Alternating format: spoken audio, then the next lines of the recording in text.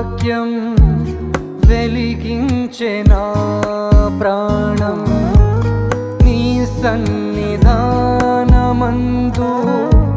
సియోను మార్గమందు నీ దివ్య సేవలోనే నడిపించే నా ప్రభు. దేవుని పరిచర్యలో సేవకులు అలాగే విశ్వాసులైన వారందరూ కూడా క్రీస్తులో స్వాతంత్రము కలిగిన వారు. మనం స్వతంత్రులం. దేవుని వాక్యము గుర్తున్నదా మీకు? మనము స్వతంత్రులమని ఎవరు చెప్పారు? ఎవరు? వాక్యము. ఎవరు రాసిన వాక్యం అది? పౌలు ఎవరికి రాస్తూ చెప్పాడు? గలతీలకు రాసిన దాంట్లో గలతీ సంఘానికి రాస్తూ చెప్పాడు. 5వ అధ్యాయం 1వ వచనంలో ఉంటుంది కదా. ఏమని చెప్పాడు? ఈ స్వాతంత్రము అనుగ్రహించి క్రీస్తు మనలను స్వతంత్రులుగా చేసి ఉన్నాడు. ఇంకా కాబట్టి స్థిరముగా నిలిచి మరలా దాస్యమును కాడి క్రింద చిక్కుకొనకూడి అని అన్నాడు. ఈ స్వాతంత్రము అనుగ్రహించి క్రీస్తు మనలను స్వతంత్రులుగా చేసి ఉన్నాడు. స్వాతంత్రం అనేది చాలా ప్రాముఖ్యమైన విషయం. మనిషి స్వేచ్ఛ కోరుకుంటాడు. ఒక పంజరంలో ఉన్న చిలుక పక్షి విడిచిపెట్టగానే స్వేచ్ఛగా ఎగిరిపోతుంది. చెప్పలేనంత ఆనందం. ఒక పక్షి పంజరంలో బంధించబడి ఉన్నప్పుడు ఏం కోరుకుంటుందంట? స్వేచ్ఛను కోరుకుంటుంది. అలాగే మనము ఒక యజమానికి బానిసగా ఉన్న బానిసలు వారు కూడా స్వేచ్ఛను కోరుకుంటారు. స్వేచ్ఛ కావాలని ప్రతి ఒక్కరూ కోరుకుంటారు. ఆఖరికి పక్షుల్లో, జంతువుల్లో నువ్వు ఒక జంతువుని తీసుకొచ్చి బోన్లో బంధించినా కూడా అది ఇష్టపడదు. ఆ బోన్లో నుంచి బయటకు రావడానికి ప్రయత్నం చేస్తుంది. అంటే స్వేచ్ఛ కోరుకుంటుంది. అవి స్వేచ్ఛగా ఉన్నాయి. పక్షులు స్వేచ్ఛగా ఆకాశంలో ఎగురుతాయి. అలాగే జంతువులు వాటి ఇష్ట ప్రకారంగా అడవుల్లో నివసిస్తాయి. ఒక మనిషిని దాసుడుగా చేసుకున్న బలాన్ని బట్టి, తనకున్న ధనాన్ని బట్టి, తనకున్న శక్తిని బట్టి సాటి మనిషిని బానిసగా చేసుకున్నప్పటికీ బానిసగా చేయబడిన వాడు ఎప్పుడెప్పుడు విడుదల పొందాలని చూస్తూ ఉంటాడు. కానీ అతనికి కూడా స్వేచ్ఛ కావాలని కోరుకుంటాడు. కాబట్టి బంధకాల్లో ఉండాలని ఎవరు ఆశించరు. ప్రతి ఒక్కరు కూడా ఏంటంటే స్వేచ్ఛగా ఉండాలని కోరుకుంటారు. యేసుక్రీస్తు ప్రభు మనకు స్వేచ్ఛనిచ్చాడు మనందరి జీవితంలో. అలాగే ప్రతి మానవునికి కూడా ఆ స్వేచ్ఛను ఆయన ఇవ్వటానికి సిద్ధంగా ఉన్నాడు. మనిషి బంధకాల్లో ఉన్నది ఎక్కడ అనంటే పాపం అనే బంధకంలో ఉన్నవాడు. పాపం మనల్ని బంధించి ఉంచింది. పాపము నిన్ను పట్టుకొనును అని అంటాడు కదా. పాపము అనేది ఒక బంధకం. ఈ బంధకాల్లో నుంచి మనకు విడుదలను ఇచ్చాడు. ప్రభు అయిన యేసుక్రీస్తు బంధకాన్ని తెంచివేశాడు. ఆయన పరిశుద్ధ రక్తము చిందించడం ద్వారా పాప బంధకాలు తెంచివేయబడ్డాయి. కాబట్టి మానవునికి స్వేచ్ఛ ఉన్నది. మనిషికి యేసుక్రీస్తు వలన పాప బంధకాల్లో నుంచి అతడు తెంచివేయబడిన వాడిగా, అనగా కట్లు తెంపబడగా అతడుకు స్వేచ్ఛ లభించింది. ఇదే పౌలు చెప్తా ఉన్నాడు.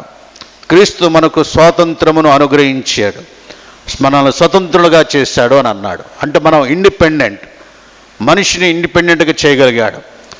సాతాను కబంధ హస్తాల్లో నుండి మనకు స్వేచ్ఛను ఇచ్చాడు. మనకు ఇంత స్వేచ్ఛని ఇచ్చిన ఆ ప్రభువుని మనం స్తుతించి ఆరాధిస్తూ ఉంటాం.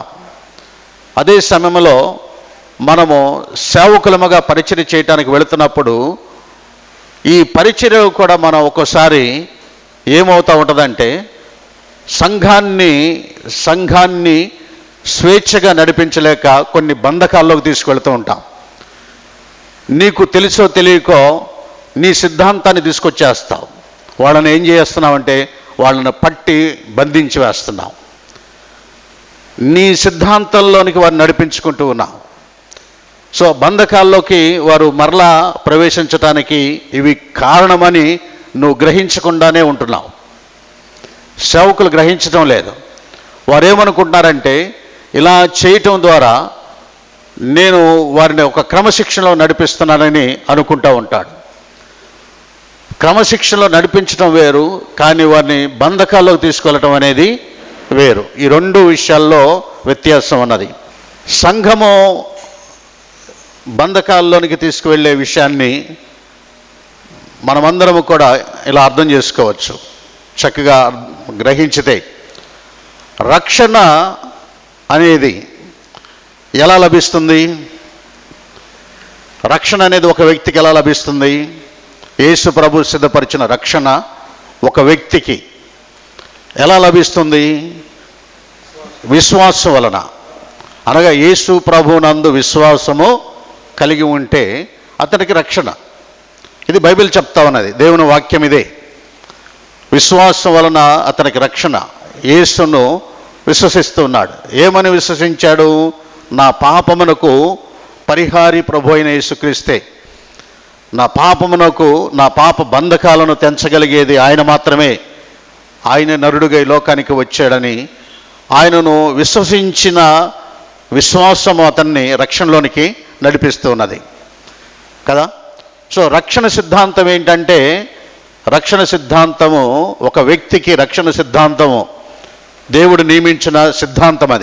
అది నియమము. ఒక వ్యక్తి ఎవరైనా కూడా విశ్వసించగానే అతనికి రక్షణ లభిస్తుంది.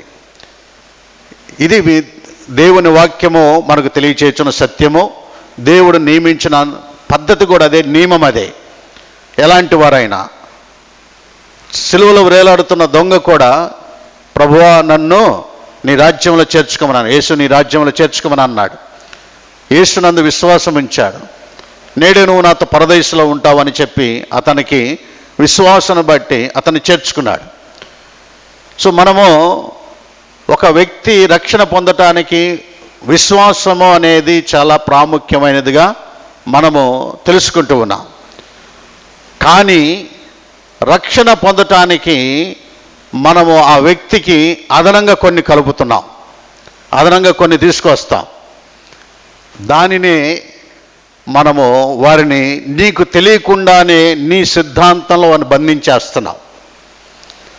నీ సిద్ధాంతంలో వారిని బంధించేస్తా ఉన్నావు. ఉదాహరణకి యూదుల కాలంలో, అనగా ఇశ్రాయేలీలు మొట్టమొదటిగా వారు ప్రభువుని అంగీకరించిన క్రైస్తవులు. మొట్టమొదట క్రైస్తవులు ఎవరంటే యూదులు. యేసు ప్రభువుని నమ్ముకుని యూద క్రైస్తవులుగా మార్చబడిన వారు. ఆ తర్వాత అన్ని జనులైన వారు క్రైస్తవులుగా మార్చబడుతూ వచ్చారు.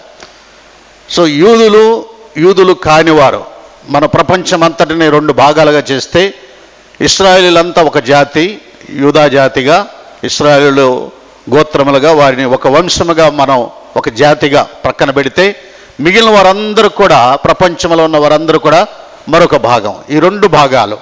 సో క్రీస్తు ప్రభువుని నమ్ముకున్న వారు మొట్టమొదటిగా ఎవరు అనంటే యూదుల్లో నుండి వచ్చిన వారు. యూదుల్లో నుంచి వచ్చిన వారు ప్రభువుని అంగీకరించి క్రైస్తవులుగా మార్చబడ్డారు. ఆ తర్వాత అన్యజనులు యేసు ప్రభువుని నమ్ముకున్నారు. యూదుల కంటే అన్యజనులైన వారు అధికముగా ఈనాడు క్రైస్తవులుగా మార్చబడి ప్రపంచమంతటా అధిక భాగము క్రైస్తవులుగా చేయబడ్డారు.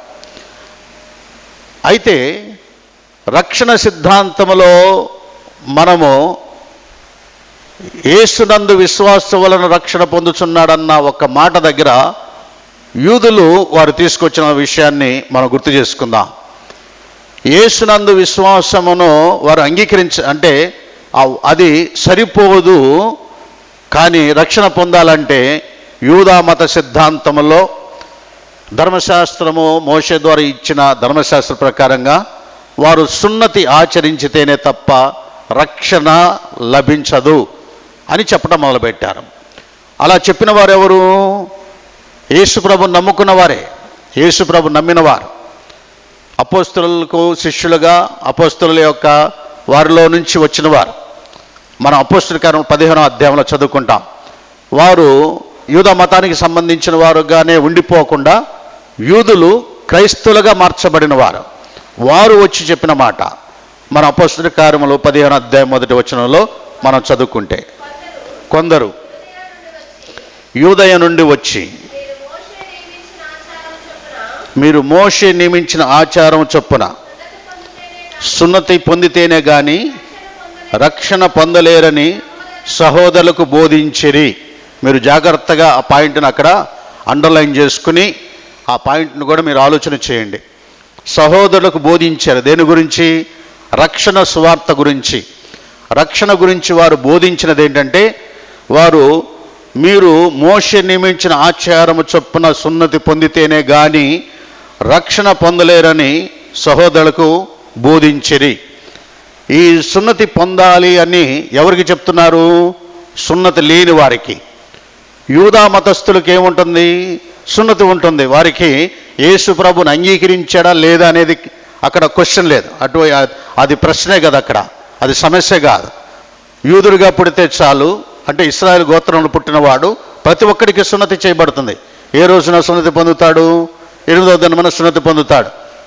దేవుడు అబ్రహాముతో మాట్లాడుతున్నప్పుడు అబ్రహాముకు చెప్పిన మాట ఏంటంటే, మీరందరూ కూడా నీకు పుట్టిన పిల్లలు, మరి అలాగే ఇంట ఉన్న దాసులు అందరూ కూడా సున్నతి పొందాలని చెప్తాడు. సో ఇది సున్నతి నిబంధన. ఈ సున్నతి నిబంధన రక్షణకు సంబంధించింది కాదు, రక్షణ అనేది కాదు. దేవుడు ఆ నిబంధనలోనికి ఇశ్రాయేలును మాత్రమే తీసుకుని వచ్చాడు. ఒకవేళ అన్ని జనులైన వారు ఎవరైనా ఉన్నా కూడా వారు కూడా సున్నతి నిబంధనలోనికి రావాల్సిందే. ఎప్పుడు? పాత నిబంధన కాలంలో వారు యూదా వంశంలోనికి చేర్చబడకుండా ఉన్నవారు, యూదా వంశానికి చెందినవారు కాకుండా అన్య జనులుగా ఉన్నవారు, వారు సున్నతి పొందితే వారికి ఏమి ఇవ్వబడుతున్నది అనంటే, యెహోవా దేవుని వలన వారికి ఉన్న ఆ రక్షణ పొందటానికి, వాగ్దానం చేయబడిన వాగ్దానం స్వతంత్రించుకోవడానికి వారు అర్హత సంపాదించుకున్నవారు. క్రీస్తు ప్రభు రాకముందు యూదులు, ఇశ్రాయేలు సంతానమంతా, అలాగే ఇశ్రాయేలు సంతానం కానివారు అన్ని జనులైన వారు కూడా వారు రక్షణ పొందటానికి దేవుడిచ్చిన ఆ వాగ్దానాన్ని స్వతంత్రించుకోవటానికి అర్హత ఎవరికి ఉంటుందంటే సున్నతి పొందిన వారికి ఉంటుంది. దేవుడు వాగ్దానం చేశారు, ఆయన స్త్రీ గర్భమందు పుట్టిన కుమారుని వలన మనకు రక్షణ ఉంటుందని చెప్పాడు. సాతాను మీద విజయం ఉంటుందని చెప్పాడు. కాబట్టి యేసుక్రీస్తు వలన ఆ వాగ్దానము నెరవేర్చబడింది. సో ఆ వాగ్దానానికి వీరు కూడా అర్హులవుతా ఉన్నారు. ఎవరు? యూదా మతములో సున్నతి సిద్ధాంతం ద్వారా చేర్చబడిన వారు, అన్ని జనులైన వారు, యూదులు. దీనిని మీరు ఫాలో అవ్వాలి, చక్కగా అర్థం చేసుకోండి. కాబట్టి యూదులలో సున్నతి పొందిన వారు, అలాగే అన్యజనులైన వారు, సున్నతి పొందిన వారు, యూదులుగా వారు పరిగణించబడకపోయినా యూదుల యొక్క దేవుడు ఇచ్చిన వాగ్దానాన్ని వారు కూడా పొందటానికి అర్హత సంపాదించుకున్నారు. ఎందుకంటే దేవుని నిబంధన అది. ప్రభువు చెప్పాడు అబ్రహాముతో, నీ ఇంట పుట్టిన దాసునికి ఎవరికైనా కూడా వారు తప్పనిసరిగా సున్నతి పొందితేనే, లేకపోతే వారు దేవుని ఇంటిలో నుండి కొట్టివేయబడతారు అని చెప్పాడు. కాబట్టి దేవుని ఇంటిలోనికి చేర్చబడిన వారు పాత నిబంధనలోని వారందరూ విశ్వాసము, సున్నతి, అది యూదులేమి యూదులు కానివారేమి, వారికి దేవుడు అలాగున ఒక గుంపుగా పాత నిబంధన కాలంలో నియమించాడు. సో కాబట్టి వారు ఆ సున్నతి పొంది ఈ దేవుని యందు విశ్వాసముతో నడిచిన వీరందరూ ప్రభువు వచ్చినప్పుడు ఆయన చేసే ఆ రక్షణ కార్యమును, అనగా రక్తమును చిందించి మానవుని పాపము కొరకై పరిశుద్ధమైన రక్తమును చిందించి పాపమును కొట్టివేసిన శిలువ యాగం ఉన్నది చూశారు. ఆ కార్యమును జరిగించగానే ఈ వాగ్దానాన్ని వారు స్వతంత్రించుకుని వారందరూ రక్షణ పొందిన వారిగా, రక్షణలోనికి వారు నడిపించబడిన వారుగా, పాత నిబంధన విశ్వాసులుగా వారు ముద్రించబడి ఉన్నారు. ఇప్పుడు కొత్త నిబంధనలోనికి వచ్చేసరికి, అనగా క్రీస్తు రక్తమును చిందించి శిలువయాగమును చేసి ఆయన పరమునకు చేర్చబడే సమయంలో శిష్యులకు బోధించినది ఏంటంటే, మీరు వెళ్ళి ఈ సువార్త చెప్పండి, నమ్మిన వారికి తండ్రి కుమార పరిశుద్ధాత్మ నామములో బాప్తిసం ఇవ్వండి అని చెప్పాడు.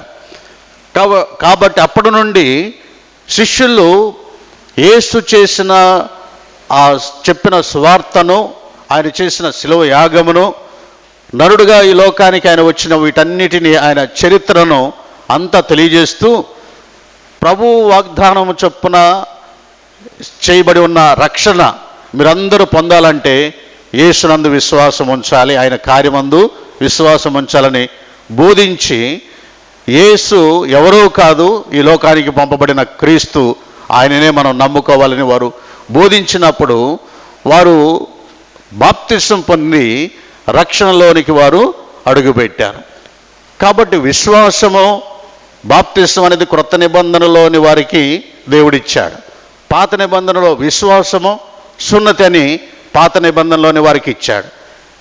ఇది రక్షణకు ప్రాముఖ్యముగా విశ్వాసం అనేది ప్రాముఖ్యమైనదిగా దేవుని యందు విశ్వాసం ఉంచటం అనేదాన్ని మనం చూస్తున్నాం. పాత నిబంధనలో విశ్వాసులకు విశ్వాసం ఉన్నది, క్రొత్త నిబంధనలో ఉన్న విశ్వాసులకు విశ్వాసం ఉన్నది.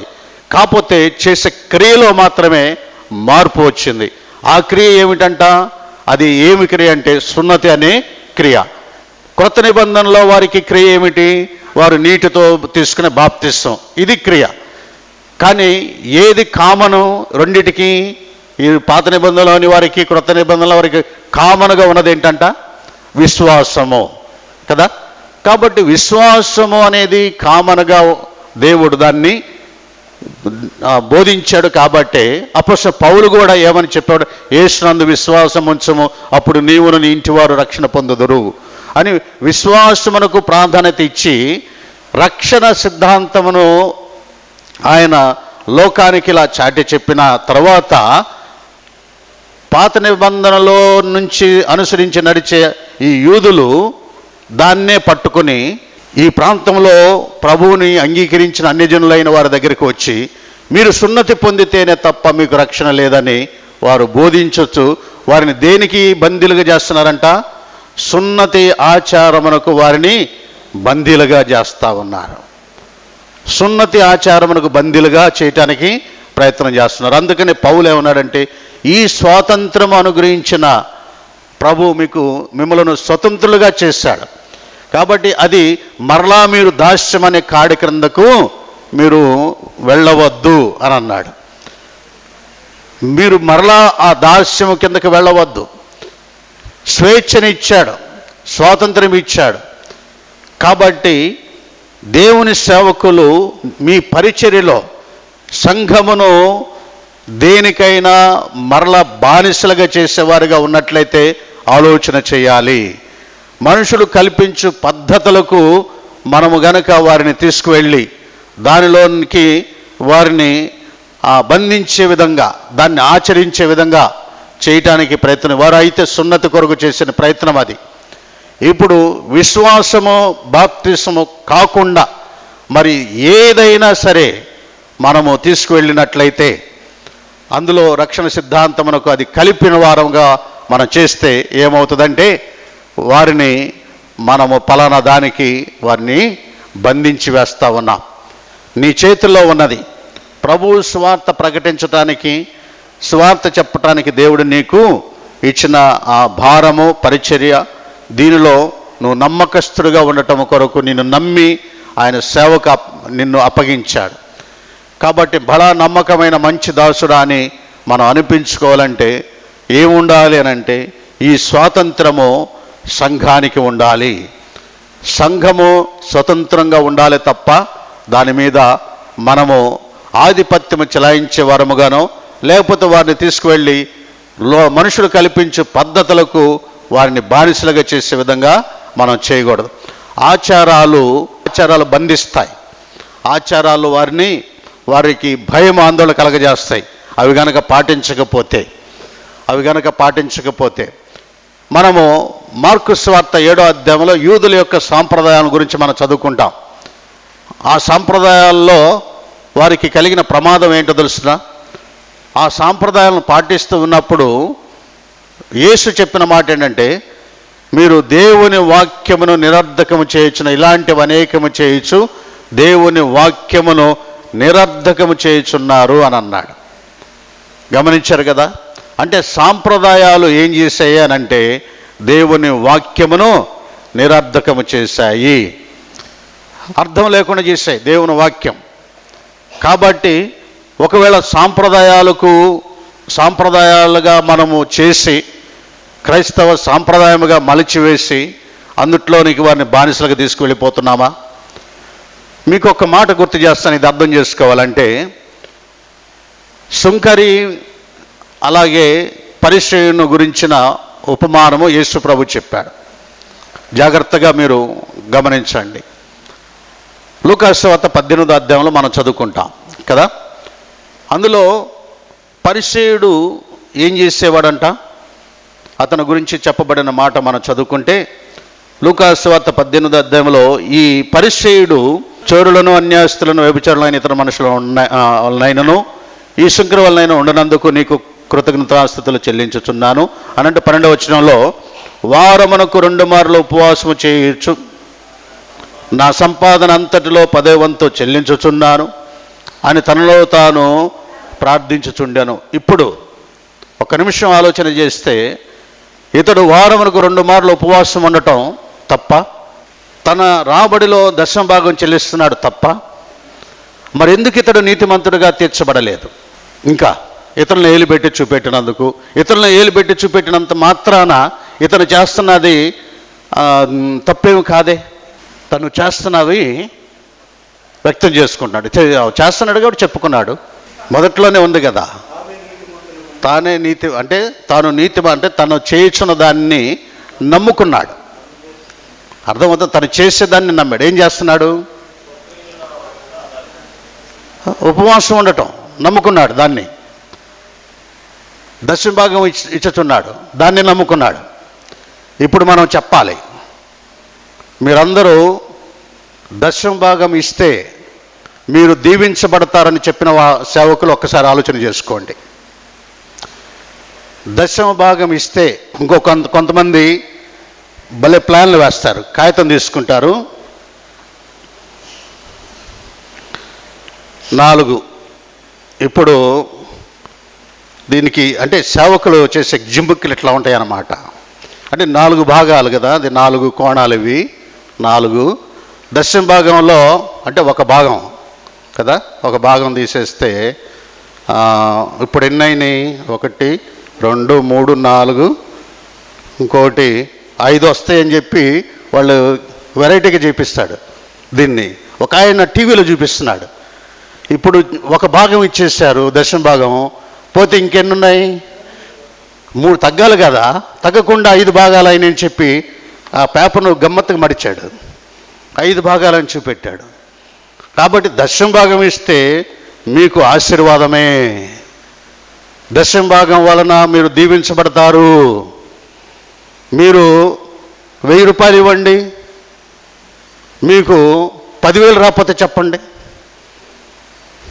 ఈ బోధలు ఎక్కడి నుంచి వచ్చాయి? అంటే నువ్వు దేనికి బానిసను తీసుకెళ్తున్నావు వాళ్ళని, దేనికి కట్టుబడే విధంగా చేస్తున్నావు? మంచి పనే. ఇతను ఉపవాసం ఉండటం మంచి కాదా? 10వ భాగం ఇవ్వటం మంచి కాదా? మరి ఎందుకు నీతిమంతుడిగా తీర్చబడలేకపోయాడు? అంటే ఇవి ప్రక్కన పెట్టేసేసి మనం ఏం బోధిస్తున్నామంటే, ఇక్కడ ఇతనిలో నుంచి మనం తీసుకునేది, ఇతడు తనను తాను హెచ్చించుకున్నాడు, ఇతరులకి గర్వం వచ్చింది అని ఇవి చెప్తున్నాం. కానీ అతను చేసే పనిని నమ్ముకున్నవాడు, స్వనీతి అంటే ఏంటి? అక్కడ తాను చేయుచున్న కార్యం మీద ఆధారపడినవాడు. ఈ పాఠాన్ని మీరు అర్థం చేసుకుంటే, దీన్ని గ్రహించగలిగితే, యేసయ్య చెప్పిన మాట, ఇతను దేని మీద ఆధారపడ్డాడంటే, వారమునకు 2 మార్లు ఉపవాసం చేస్తున్నాను, నాకు ఇక ఢోకా లేదు, నన్ను ఎందుకు దీవించడు దేవుడు? 10వ భాగం ఇస్తున్నాను కాబట్టి నా ఆస్తి ఇప్పుడు 2 కోట్లు అవ్వాలి కదా. అదే ప్రార్థన. నువ్వు అటువైపు తీసుకెళ్తుండే, పాపం ఇచ్చినాక వెనక్కి తిరిగి చూస్తే ఏలో ఉన్నదంతా పోయింది దీనికి. ఇదేంది మా పాస్టర్ చెప్పాడు, నాకేంటి ఇట్ అయింది? 10వ భాగాలు ఇస్తే దీవించు. ఇంకా చాలా భయంకరమైనది ఏంటో తెలుసా అండి, టీవీ ప్రసంగికులు చెప్పే మాట ఏంటంటే, మీరు ఒక్క ఎపిసోడ్కి ఇవ్వండి, మీ కుటుంబం ఎంత దీవించబడుతుందో చూడండి అని చెప్తారు. మీ పిల్లవాడికి ఉద్యోగం రాకపోతే నన్ను అడగండి, పిల్లవాడికి ఉద్యోగాలు వస్తాయి, లేకపోతే ఇంకా ఏమైనా జరుగుతాయి. అవి ఇదే టీవీ పరిచర్యకి ఒక ఎపిసోడ్కి ఇచ్చాడు కదా ఒక అతను, అందులోకి రావాల్సిన ఉద్యోగం వచ్చింది. అది ఎట్లనా రాని, ఇప్పుడు ఈయన చెబుతాడు, నాకు ఇక్కడ ఈ టీవీ దానికి ఈ ఎపిసోడ్కి డబ్బులు ఇచ్చాడు కాబట్టి అడుగు ఉద్యోగం వచ్చిందని చెబుతాడు. ఇక దీన్ని ఆధారం చేసుకుని చెప్తా ఉన్నారు. సో దేనికి మనము బానిసలుగా చేస్తున్నామో, దేనికి వారిని మనము అంటుగట్టే విధంగా చేస్తున్నామో ఒకసారి ఆలోచన చేయాలి. వాడికి స్వేచ్ఛని ఇవ్వట్ల, నువ్వు వాడి మైండ్లోకి ఏం తీసుకొచ్చేస్తున్నావంటే, నువ్వు దశమ భాగం ఇస్తే దీవించబడతావు అనే దాని మీద నువ్వు స్ట్రెస్ చేసి చెప్తాను. దశమ భాగం ఇవ్వాలి, దేవుని సేవ. దశమ భాగం ఏంటి? మనదంతా కూడా దేవునికే, మనకున్నదంతా దేవునికే. కానీ మనము కొన్నిటికి వారిని బానిసలుగా మనం చేసేస్తున్నాం. భయపడే విధంగా. బానిస అంటే ఏంటి? భయపడేవాడిగా చేయటం. దశమ భాగం ఇవ్వకపోతే వాడు అవుట్ అయిపోయాడు. ఇక ఏం క్రైస్తవుడవురా, నువ్వేం క్రైస్తవుడరా? ఈ మాటలు సేవకులు ఉపయోగించచ్చు గందరగోళం చేసి వాళ్ళ ఆత్మీయ జీవితాన్ని పతనం చేస్తూ ఉన్నారు. వాడికి స్వేచ్ఛ లేదు. నీకు ఇవ్వగలిగినంత ఇస్తాడు నువ్వు కనుక స్వేచ్ఛ ఇస్తే. కానీ మన పరిచర్యలో ఇలాంటివి మనం చూస్తున్నాం. సో వీటి మీద ఆధారపడినవాడు, వీటిని నమ్ముకున్నవాడు. సో మనము ఎవరికైనా ఇవి నమ్ముకునే విధంగా చేస్తున్నావంటే నువ్వు ఎటువైపుకి తీసుకెళ్తున్నావు ఆ వ్యక్తిని, ఆ విశ్వాసిని? వాటి వైపు తీసుకెళ్తున్నావు. గమనించారా? అందుకే పౌలు ఏమన్నాడంటే, ఈ స్వాతంత్రం అనుగ్రహించిన యేసు మనల్ని స్వతంత్రులుగా చేశాడని అన్నాడు. వాడిని స్వతంత్రంగా చేస్తే సేవకులు తీసుకెళ్ళి వాళ్ళు మరలా కట్టేస్తున్నారు. దశమ భాగాలకు కట్టేయటం, లేకపోతే ఇంకో వాటికి కట్టేయటం. ఇంకో సేవకుడు అంటే అట్లా చెప్పబోతే ఈరండి వాళ్ళు అని అంటాడు. ఇవ్వటము ఇవ్వకపోవటం అనేది వారికి పరిశుద్ధాత్మ దేవుని ప్రేరేపణతో ఇస్తారు. నీ కుల్లబొడిచే మాటలతో భయపెట్టి చేసేది ఏమైందో తెలిసిన, వాళ్ళని బానిసలుగా చేయటం అవుతుంది. వాళ్ళని ఒకదానికి బంధించే విధంగా చేస్తున్నా. దేవుని సేవకులు ఆలోచన చేయాలి. నువ్వు స్వతంత్రులుగా చేస్తున్నావా, వారిని బానిసలుగా ఉండటం కొరకు వాటిని కొన్నిటికి కట్టుబడే విధంగా చేస్తున్నావా? ఇవి మన సిద్ధాంతాలు, మనం కల్పించుకునే ప్రిన్సిపల్స్ అన్నమాట. మా సంఘ సిద్ధాంతాలండి అని అంటుంటారు. ఎక్కడి నుంచి వచ్చాయి? నాయకుల యొక్క ఆలోచన నుంచి వచ్చాయి, సేవకుని యొక్క ఆలోచన నుంచి వచ్చినాయే తప్ప వాక్యముల నుంచి వచ్చింది మాత్రము కాదు. సో వాక్యానుసారమైన దాన్ని నువ్వు ఆలోచన, దీన్ని వేరుగా అర్థం చేసుకుని ఇలాగున వేరే విధంగా గ్రహించుకుని అలా చేస్తానని అనుకుంటే మనము ఏ మోసంలో పడుతున్నామంట? సంఘమును స్వేచ్ఛాయుతమైన సంఘముగా చేయకుండా స్వేచ్ఛ లేని వారిగా వారిని మనం బందీలుగా మనం తీసుకెళ్ళిపోతాం. ప్రభువు ఏమో బంధకాలను తెంచివేసి మనల్ని స్వతంత్రులుగా చేశాడు. కాబట్టి ఆచారాలు, పద్ధతులు ఇవన్నీ కూడా ఏం చేస్తున్నాయి అంటే వీరిని బంధించి మరలా బానిసలుగా తయారు చేస్తూ ఉన్నది. మూడో రోజు ప్రార్థన పెట్టకపోతే, మూడో రోజు ఒక వ్యక్తి చనిపోయినప్పుడు ప్రార్థన పెట్టకపోతే అరిష్టం, నష్టం, కుటుంబానికి ఎంతో భయంకరమైన శ్రమ కలిగిద్ది. అవునా కదా? మూడో రోజు ప్రార్థన పెట్టకపోతే ఒక వ్యక్తి చనిపోయినప్పుడు. కాబట్టి ఇప్పుడు మూడో రోజు అనేది వారి మీద ఏం చేస్తూ ఉన్నదంటే ఏలుబడి చేస్తూ ఉన్నది. దానికి బానిస అయిపోయారు. యూదులు ఏ రీతిగా నీళ్లు చల్లుకోకపోతే మనం అపవిత్రులమవుతున్నామని అనుకున్నారో, సంతలో నుండి వెళ్ళి రాగానే వీడి నెత్తి మీద నీళ్లు చల్లుకుంటున్నాడు.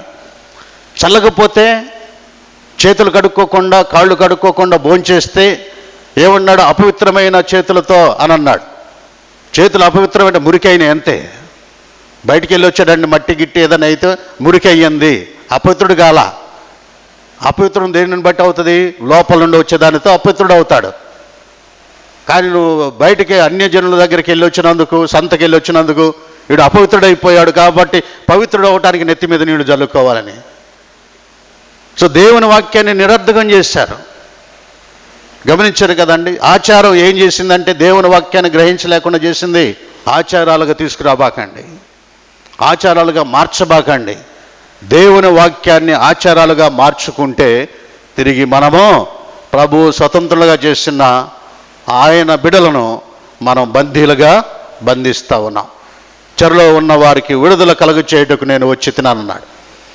చెరలో ఉన్న వారికి విడుదల చేయటానికి ఆయన నన్ను అభిషేకించినని ప్రభువును గురించిన ప్రవచనం, యేసు ప్రభువును గురించి ప్రవచనం.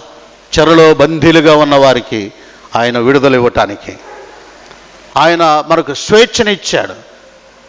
దేవుడా, స్వేచ్ఛ ఎంత ప్రాముఖ్యమైందో అర్థం చేసుకోవాలి. కానీ మనం తిరిగి వారిని బానిసలుగా మనం తీసుకువెళ్తా ఉన్నాం. దీనికి చక్కటి పదాలు ఉపయోగిస్తారు. నువ్వు బానిసలుగా తీసుకువెళ్తున్నా క్రమశిక్షణ పెట్టడానికండి, వారిని క్రమంగా ఉంచడం కొరకండి, వారు మన మాట వినే విధంగా చేయటం కొరకండి. నీ మాట వినాలా, దేవుని మాట వినాలా? నీ మాట ప్రాధాన్యత అయిపోయా. నీ మాట వినాలి, సంఘం నీ మాట వినాలి, సేవకుడి మాట వినాలి. ఒక్కోసారి దేవుని వాక్యాన్ని ఎంత ఇదిగా ఉపయోగించుకుంటారంటే, ఒకచోట రోడ్డు ఆక్రమించుకుని చర్చి కట్టారండి. రోడ్డు ఆక్రమించుకుని చర్చి కట్టాడు. అక్కడ ఆ సంఘం వాళ్ళు ఎంత తెలివి మీరారండి. ఆ గోడ మీద ఇలా రాశాడు, యేసు ప్రభు అందరికీ ప్రభు అని, ఆయన పాపుల రక్షకుడని. ఇలాంటి వచనాలు మనం చదువుకుంటూ ఉంటాం ఎక్కడైనా గోడల మీద. ఈడు రాసిన మాట ఏంటో తెలుసునండి, ఎవడైనను ఆలయమును పాడు చేసినట్లా నేను మరలా వారిని పాడు చేయదును అని పెట్టాడు. అది పాపం అక్కడికి వచ్చే అధికారులు ఇటు చూస్తున్నారు. ఇక దాన్ని అంటుకొని కూడా అడ్డుకోవట్లేదు. వాడు భలే మాట రాసి పెట్టాడు అక్కడ, ఎవడైనా నా ఆలయమును పాడు చేసినట్లా, దేవాలయాన్ని పాడు చేస్తే ఏం చేస్తాడంట, అని నేను పాడు చేస్తున్నాను అనగానే పాపం ఆ మున్సిపాలిటీ అధికారులు వస్తున్నారు. ఏమో బాబు, మమ్మల్ని ఏమైనా చేస్తాడేమో, ఏసయ్యా ఆడుకోవటం, దండం పెట్టడం, వెళ్ళిపోవటం. నువ్వు ఆక్రమించుకుని కట్టావు కదా, నువ్వు చేసింది అక్రమం. అక్కడ చట్టానికి వ్యతిరేకమైన పని చేసి దీనికి అందంగా దేవుని వాక్యాన్ని ఉపయోగించుకోవటం, అట్లా దేవుని వాక్యాన్ని అందంగా ఉపయోగించుకుంటూ దీన్ని మనము వక్రీకరిస్తూ ఉన్నాం. కాబట్టి దీని బిడ్డలారా ఆలోచన చేయండి. నీ సేవలో నీ సంఘాన్ని స్వేచ్ఛగా నడిపిస్తున్నావా, లేక వారిని బానిసలుగా కట్టుబాట్లు నిబంధనలని పెట్టి వాటికి బందీ అయ్యే విధంగా చేస్తున్నావా? ఇది మనం ఆలోచించవలసిన విషయం. ఆయన స్వేచ్ఛనిచ్చిన పౌలు ఎందుకు ఈ మాట చెప్పాడో తెలుసునండి, ఒక చాలా ప్రాముఖ్యమైన విషయము వారిని బంధించి వేస్తూ ఉన్నది. దేవుడు స్వతంత్రులుగా చేస్తే తిరిగి మరల వీడిని బానిసలుగా చేసేస్తూ ఉన్నారు. ఇది పౌలుకున్న భారం. పౌలు దాన్ని భారంగా తీసుకున్నాడు. అయ్యో ప్రభు మనల్ని స్వతంత్రులుగా చేస్తే మన సిద్ధాంతాలు, పద్ధతులు ఇవన్నీ కూడా తీసుకెళ్ళి వారిని మరలా బానిసలుగా చేస్తున్నామే, పలానా వాటికి బంధించే విధంగా. వాస్తును నమ్మే దైవ సేవకులు ఉన్నారండి. ఒక ఆయన చెప్తాడు, ఏమంటాడంటే, ప్రత్యక్ష గుడారంలో ఆ మూలన అది పెట్టమన్నాడు, ఈ మూలన అది పెట్టమన్నాడు, కాబట్టి అది వాస్తు కదా అని అంటున్నాడు. అంటే వాక్యాన్ని నీ ఇష్ట ప్రకారంగా అర్థం చేసుకుని నువ్వు నీ తలంపులు, నీ ఆలోచనల్ని దాంట్లో తీసుకొచ్చేసి నువ్వు వక్రీకరించుకుని దాన్ని సంఘం మీద రుద్దుతున్నావు. అరే వాస్తు అనే దానికి నువ్వు వాడిని బానిసలుగా చేసేస్తున్నావు. వాడు భయపడిపోతున్నాడు. అది చేయకపోతే యేసుకు ఘనత లేదు, యేసు రక్తమునకు ఘనత లేదు, యేసు చేసిన కార్యమునకు ఘనత లేదు. ఆయన మీద కంటే ఈ వాస్తు అధికమైపోయింది. నీ బోధల్లో, నీవు తీసుకొచ్చిన ఈ బోధల్లో ఆ విశ్వాసం ఏమర్థం చేసుకుంటున్నాడంటే, యేసు కంటే బలమైనది ఈ వాస్తు, దీనివలన నేను నష్టపోతాను, కాబట్టి వాస్తు ప్రకారంగా తప్పనిసరిగా ఈ గదిని మార్చివేయాలి, ఈ తలుపులు తీసి అడిదిప్పాలి. లేకపోతే బీరువాలు ఎంతమంది మార్చిన వాళ్ళు ఉన్నారు చెప్పండి మీలో? బీరువాలు ఈ మూల నుంచి ఆ మూలకు మార్చిన వాళ్ళు లేరా? అరే ఏంటి, బీరువా మారితే నీకేమన్నా ఆరోగ్యం వచ్చేసిందా? బీరువాకు ఆరోగ్యానికి ఏమైనా సంబంధం ఉందండి? ఈ మూలన బీరువా పెట్టావా, అందుకని కడుపులో పోతుందని అంటాడు వాడు వచ్చి. ఇలాంటి వాటికి బానిసలుగా చేసేస్తున్నాం. దేవుని సేవకి నోట ఎక్కడైనా రావచ్చండి ఇది. నువ్వు దాన్ని తీసుకుని, మీకు ఇంకొక విషయం, అసలు ప్రత్యక్ష గుడారాన్ని గురించి ఎప్పుడైనా ఆలోచన చేశారా? అది పరలోకపు యొక్క రూపము, పరలోక రూపం, పరలోకము యొక్క దేవుని నివాసము. దేవుని నివాసమును ఇక్కడ భూమి మీద గుడారముగా దేవుడు దాన్ని చూపెట్టాడు. సో ఇప్పుడు కట్టడానికి వచ్చాడు. ఒక మేస్త్రి వచ్చి ఏం చెప్తాడు? అయ్యా ఇసుక తీసుకురా, సిమెంట్ తీసుకురా, అలాగే ఇటుక కావాలి అని అంటాడు. నాకు తెలియదు, అతడు చెప్పాడు కాబట్టి ఇటుక, ఇసుక, సిమెంట్ తీసుకుని గోడ కడుతున్నాడు. మోషేకి దేవుడు చెప్పాడు, ఇదిగో దాన్ని ఇలా తయారు చేయి, అలా తయారు చేయి. అది వాస్తు ఎలా అవుతుంది? అది వాస్తా? ఆయనకి తెలియదు, మోషేకి తెలియదు. దేవుడు చెప్పాడు, చెప్పి చేయించాడు.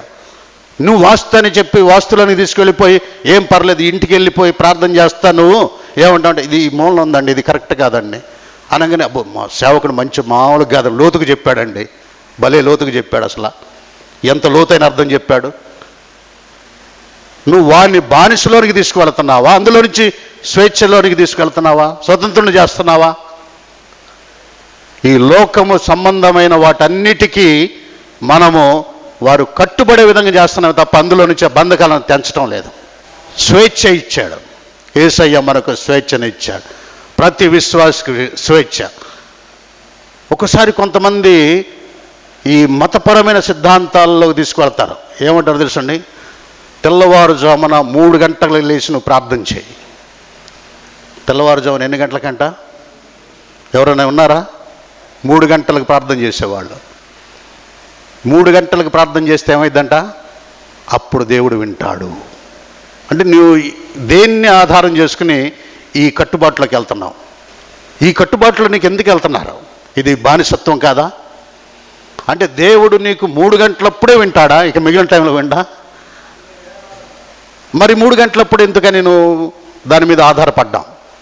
తెల్లవారుజామున 3 గంటలప్పుడని ఎందుకు ఆధారపడ్డాం దాని మీద? దానికి ప్రత్యేక సమయం ఎందుకు కేటాయిస్తున్నాం? కాబట్టి వాక్యమును మనం ఏం చేస్తున్నాం? అక్కడ నిరర్ధకం చేస్తున్నాం. నిన్ను ఎప్పుడు చూచే దేవుడు, మనల్ని ఎప్పుడు చూచే దేవుడు, నిరంతరం మనతో ఉన్నవాడు, మనలో ఉన్నవాడు. నీకు 3 గంటలప్పుడు ప్రార్థన చేస్తేనే వింటాడనే దాంట్లోకి వెళ్ళిపోతే దేనికి బానిసలకు తీసుకెళ్తున్నామంట మనం? ఆ సమయానికి, ఆ టైంకి మన ప్రాధాన్యత మనం ఇస్తూ ఉన్నాం. గమనించారు కదండి? కాబట్టి ఈ చిన్న చిన్నదిగా కనపడతాయి, కానీ అవన్నీ కూడా వాటికి మనము బానిసలముగా చేయబడుతూ ఉన్నాం. వాటికి మనము కట్టుబడిపోతూ ఉన్నాం. చూడటానికి ఎట్లా ఉండదంటే, ఏముందండి ప్రార్థనే కదా, చేసుకోవచ్చు కదా అని అంటే, ఎస్ ప్రార్థన చేసుకో, మంచిదే. కానీ 3 గంటలప్పుడు లేచి మాత్రమే చేసే ప్రార్థనే ప్రార్థన అనే మైండ్లో కొన్నాం. చూసావు? దాని ఆక్యుపేషన్ మన బుర్రన అది ఆక్రమించేసుకున్నది. మన బుర్రను ఆక్రమించుకున్నది. 3 గంటలప్పుడు చేసే ప్రార్థనయే బలమైన ప్రార్థన అని. కాబట్టి ఇలాంటివి అనేక ఉన్నాయి. దేవుని సేవకులు మీ సంఘాన్ని స్వేచ్ఛగా నడిపిస్తున్నారా, లేకపోతే వాటిని బందీలుగా చేస్తున్నారా? మీ సిద్ధాంతాలకి, మీ రూపకల్పనలోనికి వాటిని బంధించే విధంగా చేస్తున్నారా? మీరు ఆలోచన చేయాలి. దేవుని వాక్యము అపోస్తలుడైన పౌలు భారంతో సంఘానికి, గలతీ సంఘానికి చెప్పిన మాట ఆయన ఏమనన్నాడంటే, ఈ స్వాతంత్రమును అనుగ్రహించిన యేసయ్య మిమ్మలను స్వతంత్రులుగా చేశాడు, మరలా దాస్యం అనే కాడి క్రింద మీరు చిక్కుకొనవద్దు, మీరు చిక్కుపడవద్దు. కాబట్టి మనం ఎవరము కూడా సేవకులు సంఘాన్ని, సంఘం మీద మనం కల్పించే పద్ధతులు వాటన్నిటినీ ఆచారాలుగా చేస్తూ వారిని బందీలుగా మనం చేయకూడదని ఈ మాట ద్వారా మనం తెలుసుకుంటూ ఉన్నాం. కాబట్టి ఒకవేళ మీరు ఏమైనా చేస్తూ ఉంటే మీరు చేస్తున్న దానిని వాక్యానుసారముగా ఒకసారి మిమ్మల్ని మీరు పరిశీలన చేసుకునండి. వాక్యానుసారం పరిశుద్ధ గ్రంథంలో చెప్పబడిన మాట ప్రకారంగా మీరు వాక్యమును సరిచూసుకుని ఇది అవునా కాదని పరిశీలన చేసుకుని దాని ప్రకారంగా నడిపించండి. ఒకవేళ నీకు చూడటానికి మంచిదే, ఇందులో ఏం తప్పు లేదండి. 3 గంటలప్పుడు లేచి ప్రార్థన చేయమని చెప్పడం అక్కడ తప్పు లేదు. 3 గంటలప్పుడు లేచి ప్రార్థన చేసుకుంటారు, లేదు 2 గంటలకు లేచి ప్రార్థన చేసుకున్నారు, లేదు రాత్రంతా ప్రార్థన చేసుకుంటూ ఉన్నాడు అనుకో, చేసుకునివ్వండి, అన్నీ మంచియే. కానీ మనం తీసుకెళ్ళిన విధానమే తప్పు. అక్కడ 3 గంటలప్పుడు లేచి ప్రార్థన చేయటం అనే దాని మీద చెప్పి మనం ఏం చేస్తున్నామంటే వారి యొక్క మైండ్ని కరప్ట్ చేస్తున్నాం, పాడు చేస్తున్నాం. ఈ మాట తీసుకునే వారిని పాడు చేస్తున్నాం. అక్కడ యేసు నా ప్రార్థన ఎప్పుడూ వింటాడు. నేను ఎర్రటి ఎండలో నిలబడి చేసిన ప్రార్థన వింటాడు. అర్ధరాత్రి పూటే కాదు, ఎప్పుడైనా కూడా వింటాడు. అది మనం యేసు ప్రభువు మీద మనం ఉండవలసిన విశ్వాసం. నువ్వు నిలబడి ప్రార్థన చేసినా వింటాడు, నువ్వు కూర్చుని ప్రార్థన చేసినా వింటాడు, నువ్వు పండుకుని ప్రార్థన చేసినా కూడా వింటాడు. నీ తలంపుల్లో, నీ ఆలోచనలో యేసయ్య ఎప్పుడు ఉన్నా నీకు ఆశీర్వాదం. అది నువ్వు నిద్రపోతున్నప్పుడు కూడా, నువ్వు పండుకుని ఉండగా నీ తలంపుల్లో యేసు ఉంటే నీకు ఆశీర్వాదమే. యేసు ఉంటే, ఒకవేళ సాతాను సంబంధమైన ఆలోచన వస్తే అది నష్టమేమోదు, కానీ యేసు ఉంటే నష్టమే ఉందండి. పండుకున్నంత మాత్రం లే కొట్టున్నారు లే అని ఏమైనా లేపుతాడేంటి యేసయ్య వచ్చి? ఏమండి, ఆయన అలాగున తన బిడ్డల్ని ఆ శరీర రీతిగా హింసించేవాడుగా. నువ్వు పండుకొని ప్రార్థన చేసినా కూడా నిద్రపోతున్నప్పుడు నీ తలంపుల ఆలోచనలో యేసు ఆలోచనలు నింపుకున్నావంటే అది నీకెంతో ధన్యత, అది ఎంతో గొప్పతనం, అది గొప్ప విషయం అది. కాబట్టి మనము దేవుని యొక్క వాక్యమును మీరు ఎలా తీసుకువెళుతున్నారు, వారికి ఎలా అందిస్తున్నారు? వారిని బందీలుగా చేసే విధంగా వెళుతున్నదా, లేకపోతే వారు స్వేచ్ఛగా దేవునిలో వారికి కలిగి ఉన్న ఆ రక్షణ స్వేచ్ఛను అనుభవించి ఆనందంగా ఉండగలుగుతున్నారా?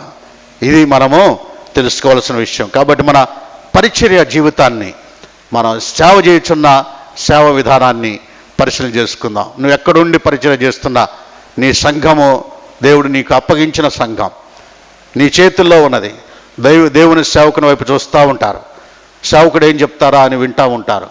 చాలామంది విశ్వాసులకి సేవకులు చెప్పే మాటను దేవుని వాక్కుగా స్వీకరిస్తారు. నిన్ను ఒక విధంగా ఎలా చూస్తారంటే దేవుడుగానే చూస్తారు. కొన్ని చోట్లయితే సేవకుడు అంటే దేవుడే అన్నట్టు చూస్తారు. కాబట్టి నీ నోట నుండి వచ్చే మాట వారికి ఎలా ఉండాలి? అది కరెక్ట్గా ఉండాలి.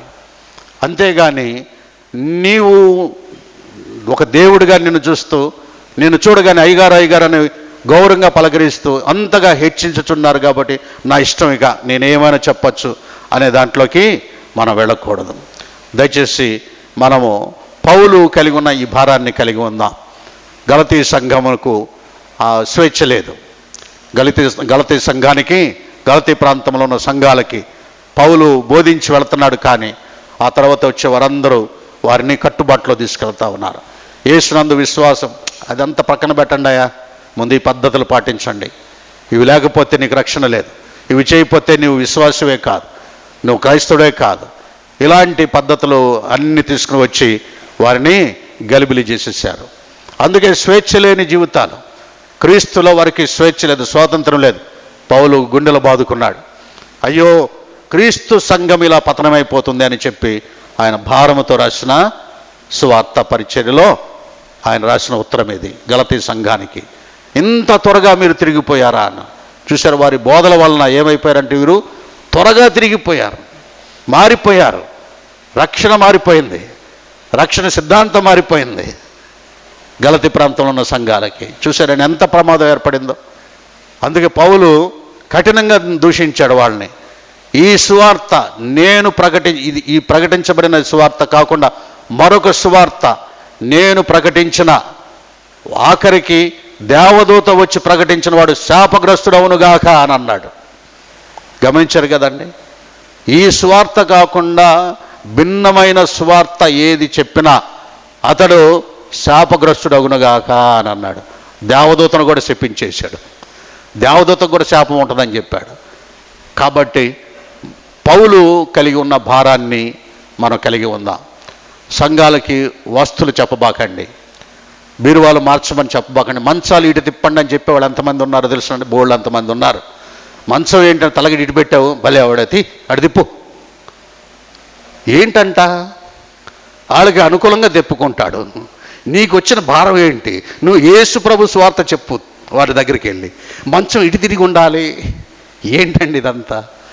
సేవకుల నోట నుండి వచ్చే ఇలాంటియా? మంచాలు ఇటు తిప్పు ఉండాలి, బీరువాటు ఉండాలి.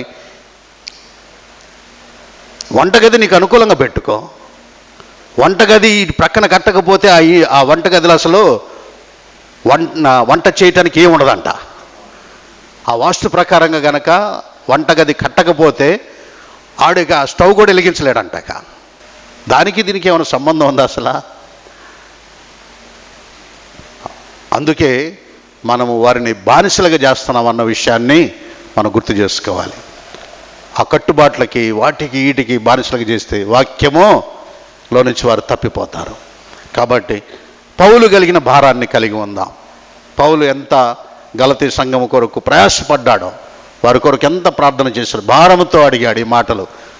ఈ మాటలన్నిటిని భారంతో చెప్పాడు. ఆయన వారిని దూషించి దూషణకరమైన మాటలు ఉపయోగించినా కూడా ఆయన అది భారంతోనే చెప్పినది.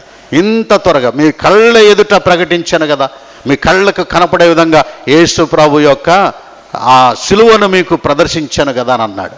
మీరు చూడండి, గలతీ పత్రిక 3వ అధ్యాయంలో పౌలు అంటాడు, ఎంతటి భారంతో చెప్తాడంటే ఆయన వారి కళ్ళ ఎదుటను యేసు ప్రభు సిలువ వేయబడిన దాన్ని ఒక చిత్రంగా చూపెట్టగలిగాడు. కళ్ళ ఎదుట కనపడే విధంగా యేసు నిజంగా వారి కళ్ళ ఎదుట సిలువ వేయబడినట్లుగా ప్రదర్శించాడు. ఓ అవివేకులైన గలతీలారా, మిమ్మును ఎవడు భ్రమ పెట్టాను? సిలువ వేయబడిన వాడైనట్టుగా యేసుక్రీస్తు మీ కన్నుల ఎదుట ప్రదర్శింపబడను కదా. అంటే ఎవరు ప్రదర్శించారు? పౌలు ప్రదర్శించాడు. పౌలు ఈ గలతీ సంఘానికి సిలువ వేయబడిన యేసుక్రీస్తుని ఎలా ప్రకటించాడో చూడండి. వారు తిప్పివేయబడ్డారు, భిన్నమైన స్వార్థ వైపుకి వెళ్ళిపోయారు. రక్షణ స్వార్థ మారిపోయింది, వారి ఆత్మీయ జీవితం పతనమైపోయింది. వారు అనుకుంటున్నారు తమను తాము నీతిమంతులు అనుకుంటా ఉన్నారు. దేవుని వాక్యమును అనుసరించకుండా దారి తప్పిపోయి వారు ఎలా ఉన్నారు అని అంటే, పౌలు యొక్క ఆలోచన అయితే అవివేకులుగా ఉండిపోయారు, అవివేకులు. కాబట్టి దైవ సేవకునికి, పాస్టర్ గారికి ఉండవలసిన భారం ఏంటంటే, ఒకవేళ నేను ఈ భిన్నమైన సువార్త ప్రకటించి, ఈ భిన్నమైన సువార్త చెప్తూ, భిన్నముగా దేవుని వాక్యాన్ని బోధిస్తూ సంఘాన్ని బానిసలుగా చేస్తున్నానా? యేసుక్రీస్తుల వారు స్వేచ్ఛను అనుభవించవలసిన వారై ఉండగా వారిని బందీలుగా చేస్తున్నామా? మనం ఆలోచన చేయాలి. కాబట్టి ఈరోజున ఈ సందర్భముగా దైవ సేవకులందరికీ నేను మనవి చేసేది, వాక్యానుసారముగా సంఘాలని మీరు నడిపించండి, స్వేచ్ఛగా నడిపించండి. వారికి స్వేచ్ఛ అనేది జాగ్రత్తగా అర్థం చేసుకోవాలి. శరీర సంబంధమైన వాటి వైపుకు వెళ్ళటానికి స్వేచ్ఛ ఇవ్వలేదు. ప్రభువు చెప్పాడు, పౌలు కూడా మాట అని అంటాడు, శరీర సంబంధమైన వాటిని నాకు స్వేచ్ఛ ఉంది కదా, నా ఇష్టం అని అంటానికి లేదది. ఆయన స్వేచ్ఛ, ఆయన ఆరాధించటానికి స్వేచ్ఛ. దేవుని సన్నిధిలో ఆరాధించడానికి వచ్చినప్పుడు వారికి పరిపూర్ణమైన స్వేచ్ఛ ఉండాలి. ఈ స్వేచ్ఛ మనం ఒక చిన్న ఉదాహరణ చెప్తాను. ఒక లూథరన్ విశ్వాసి పెంతెకొస్తు సంఘానికి వెళ్ళాడు. పెంతెకొస్తు సంఘంలో వాళ్ళు బాగా చప్పట్లు కొడతా, కేకలేస్తా, చేతులు ఊపుతా చేస్తూ ఉంటారు. పాస్టర్ గారు కూడా పెద్ద పెద్దగా కేకలేస్తా, చేతులు ఇట్ట ఊపుతా ఉన్నాడు, కేకలేస్తున్నాడు, గంతులేస్తా ఉన్నాడు. ఒక లూథరన్ సంఘ విశ్వాసి అతను ట్రాన్స్ఫర్ అయ్యి ఆ ఊరు వెళ్ళాడు. దగ్గరలో ఆ చర్చి తప్ప మరొకట్లేదు. అక్కడికి వెళ్ళగానే ఆదివారం ఇక్కడ పక్కన చర్చి, ఇది చర్చి కదా అని చెప్పి వెళ్ళాడు. అతను నాతో చెప్పిన మాట. వెళితే అది పూనాలో జరిగిన సంఘటన. న్యూ లైఫ్ సెంటర్, అది పేరు, చర్చి పేరు న్యూ లైఫ్ సెంటరు. ఇతను ఉద్యోగరీతిగా ట్రాన్స్ఫర్ అక్కడికి వెళ్ళాడు. అది పెంతెకొస్తు సంఘం. వెళ్ళాడు, మామూలుగా కొత్త కదా, వెనక్కి కూర్చుని ఉన్నాడు.